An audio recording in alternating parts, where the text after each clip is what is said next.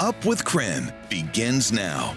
Good morning. Thanks so much for joining us here on Up with KREM on this Thursday. I'm Tim Pham. We also want to welcome you in if you're streaming us on KREM 2+. Well, we are under a weather impact alert this morning. Thomas, with the extreme cold continuing today, we're now also preparing for snow tomorrow. Good morning. Yeah, good morning, Tim. All this week, we've had those impact alert days because of the cold weather. Today being the last day of that. Tomorrow's going to be more about the snowfall that's on the way. So here are the related alerts in regards to both of these winter weather impacts. Today, cold weather advisories, as I expected yesterday, they did get extended through this morning. This time for wind chills that are down to 15 degrees below zero. Then tomorrow, and really tonight and tomorrow, we'll be getting some snow showers, light and moderate at times. I will admit that more snow is expected Friday than tonight, but the first of these advisories kick in at 2 p.m. for the Palouse. So we will see some light snowfall late afternoon, early evening. Less than an inch at first, but on Friday, Valentine's Day, a little bit more snow is expected. Here's a live look at the traffic impact this morning. This is I-90 and Fancher right at the start of the Spokane Valley line. In between Spokane, you can see westbound traffic volumes picking up just a tad. Nothing, though, that's going to cause you any problems on your morning commute. We'll keep a close eye on all our traffic cameras so you know what to expect before you head out the door. On Up with KREM, we bring you weather and traffic together every 30 minutes. Later this winter, speed cameras will start operating in construction work zones along the state's highways. The cameras will snap photos of drivers speeding through those work zones. A state trooper will then review the photos to confirm license plate information.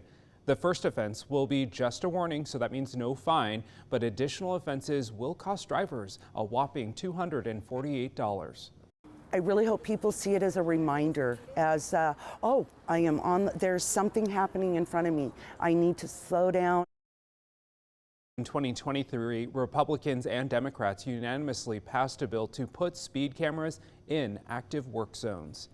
This morning, we're taking a look at reading scores across the Spokane Public School District. A federal survey shows Spokane and the rest of Washington is seeing a drop in reading performance from elementary school students since the pandemic. The National Assessment of Educational Progress survey shows reading scores among 3rd through 8th graders in Washington state is trending downward. The survey shows roughly 89% of students post-pandemic read rates are at levels lower than what they were in 2019. Tutor Vivian Nielsen in Spokane says kids in the public school system focus on learning how to read rather than reading to grow their education. We see tons and tons of people call in saying that their kids are behind in reading. After 3rd grade, from 4th grade on, you're reading to learn. And so that 1st through 3rd grade is very crucial.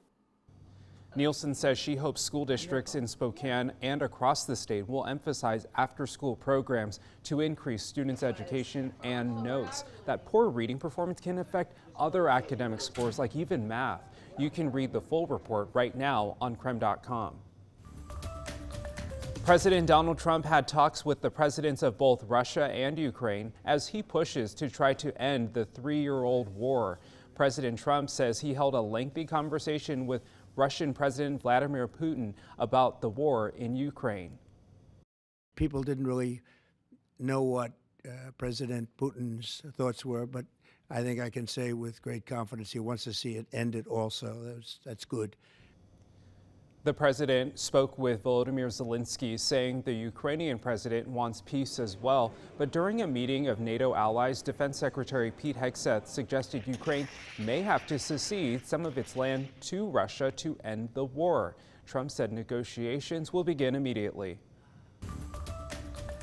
Right now, President Trump's administration is focusing efforts on the security of the northern border with concerns on drug trafficking and illegal migrations, which is why KREM 2's Regan Gallo spoke with Canadian and U.S. officials to get a perspective on the challenges to the north. In an executive order from February 1st, President Trump voices his concern of illegal migrations and drug trafficking on the northern border. And he states a large production of fentanyl is coming from British Columbia. One of Canada's consul generals, who is based in Seattle, says Canada is upping their efforts and funds to decrease these security risks. Less than 1% of the total crossing U.S. borders was from Canada, but of that less than 1%, that's gone down another 89% since last June. He recognizes these crossings include illegal fentanyl crossings. A total of $1.5 billion in the last couple of months to help address this problem. Authorities say those funds have gone to 10,000 additional border personnel, Black Hawk helicopters, drones, and K9 units to reduce risk. And one example near Spokane was last October. Just 290 miles from Spokane, Canadian authorities discovered a super meth lab in Falkland, BC. Local law enforcement seized massive amounts of meth, fentanyl, and firearms.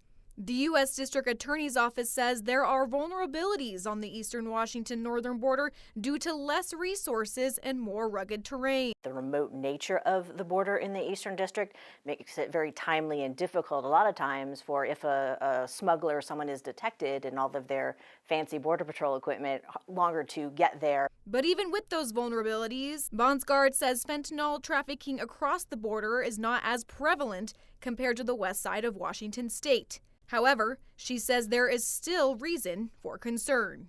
If the southern border becomes more difficult, I could definitely see them moving towards importing in the northern border into Canada and then down. With the current focus the U.S. has on border protection, she says traffickers will stay determined to get across the border. Both government officials I spoke to say it is essential that border protection between Canada and the U.S. continues to collaborate effectively. In the newsroom, Regan Gallo, KREM 2 News. Throughout Black History Month, we bring you stories from the past, present, and those making an impact on our future. This morning, KREM 2's Brandon T. Jones is live in the newsroom for us. And Brandon, you recently got the chance to speak with a new voice leading the Black Lens newspaper. Good morning. Good morning, Tim. Well, April Eberhardt was named interim director for the Black Lens back in July of last year. Before that, she was a consistent contributor for the paper, and she tells me she's proud to share the stories of those in her community. I got a chance to speak with April this week about what the paper means to her and all of the work she does around the Inland Northwest. So I love being a part of the Black Lens, and again, I just want to continue what Miss Sandy started. She was one of the first Black people I met in Spokane, and I was just like, there's a Black newspaper in Spokane. So this is like a 30-year full circle for me. So coming up in the next half hour, you'll hear more from April. That includes talking about some major recognitions she's received here in Spokane. But for now, reporting live in the newsroom, I'm Brandon T. Jones, KREM 2 News. Well, each day this week we've had weather impact alert days. The first 4 days today included about the cold weather, but tomorrow we'll transition into our snowfall event before we get to the weekend. That's right, Valentine's Day going to be a snowy one for the region. Some moderate snow, up to 4 inches for our southernmost areas. We'll go into more detail of just exactly how much we're going to be getting city by city. But as for this morning, if you're just about to head outside, make sure to bundle up. I know the temperature is on the positive side of 0 degrees this morning, but the wind chills are not. It's -10 for the feels like temperature at the moment in Spokane, and it's a bit closer to -15 in Coeur d'Alene. But again, don't see any negative signs on any of the temperatures at the very least this morning.